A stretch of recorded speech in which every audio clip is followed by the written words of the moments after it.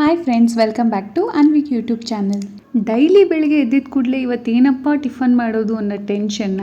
ಹಾಗಾದರೆ ಇವತ್ತು ನಾವು ಟೇಸ್ಟಿಯಾದ ಟೊಮೊಟೊ ಬಾತ್ನ ಹೇಗೆ ಮಾಡೋದು ಅಂತ ಈ ವಿಡಿಯೋದಲ್ಲಿ ಇವತ್ತು ನೋಡೋಣ ಬನ್ನಿ. ಅದಕ್ಕೆ ಬೇಕಾಗಿರೋ ಪದಾರ್ಥಗಳು: ತೆಂಗಿನಕಾಯಿ, ಎಣ್ಣೆ, ಅಕ್ಕಿ, ಬಟಾಣಿ, ಉಪ್ಪು, ಧನಿಯಾ ಪುಡಿ, ಖಾರದ ಪುಡಿ, ಅರಿಶಿನ ಹಾಗೂ ಗರಂ ಮಸಾಲ. ರುಬ್ಕೊಳ್ಳೋಕ್ಕೆ ಟೊಮೊಟೊ, ಒಣಮೆಣಸಿನ್ಕಾಯಿ, ಶುಂಠಿ, ಬೆಳ್ಳುಳ್ಳಿ, ಈರುಳ್ಳಿ, ಸ್ವಲ್ಪ ಚಕ್ಕೆ ಹಾಗೂ ಲವಂಗ. ಒಗ್ಗರಣೆಗೆ ಸ್ವಲ್ಪ ಟೊಮೆಟೊ, ಬ್ಯಾಡಗಿ ಮೆಣಸಿನ್ಕಾಯಿ, ಕರಿಬೇವು, ಈರುಳ್ಳಿ, ಪುದೀನ, ಕೊತ್ತಂಬರಿ, ಮೆಂತ್ಯ ಸೊಪ್ಪು, ಒಂದೆರಡು ಲವಂಗ, ಸ್ವಲ್ಪ ಚಕ್ಕೆ, 2 ಏಲಕ್ಕಿ.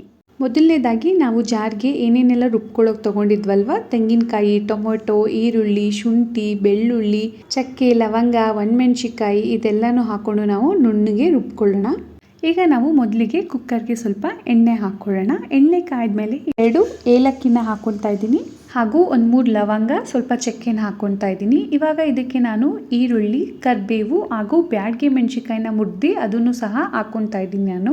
ಈರುಳ್ಳಿ ಸ್ವಲ್ಪ ಫ್ರೈ ಆದಮೇಲೆ ನಾವು ಇದಕ್ಕೆ ಕಟ್ ಮಾಡ್ಕೊಂಡಿರೋಂಥ ಟೊಮೊಟೊನ ಆ್ಯಡ್ ಮಾಡೋಣ. ನಾವು ಟೊಮೊಟೊ ಬಾತ್ಗೆ ತುಂಬ ಹಣ್ಣಾಗಿರೋ ಟೊಮೊಟೊ ಬಳಸ್ಕೊಂಡ್ರೆ ಆವಾಗ ರುಚಿ ತುಂಬಾ ಚೆನ್ನಾಗಿರುತ್ತೆ.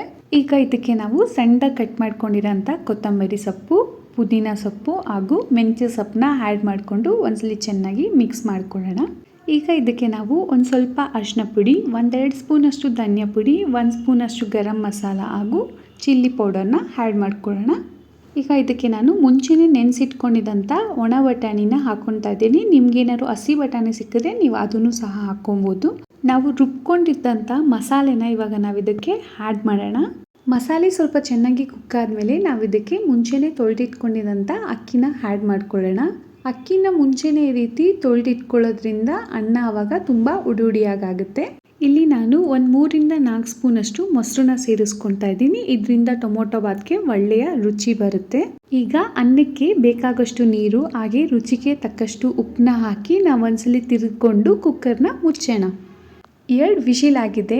ಈಗ ಇದನ್ನು ನಾನು ತೆಕ್ಕೊತಾ ಇದ್ದೀನಿ ಹಾಗೂ ಇದ್ರ ಮೇಲೆ ಸ್ವಲ್ಪ ಕೊತ್ತಂಬರಿ ಹಾಗೂ ತೆಂಗಿನಕಾಯಿ ತುರಿ ಉದುರಿಸಿದ್ರೆ ರುಚಿಕರವಾದ ಟೊಮೊಟೊ ಬಾತ್ ಸವಿಯಲು ಸಿದ್ಧವಾಗಿದೆ.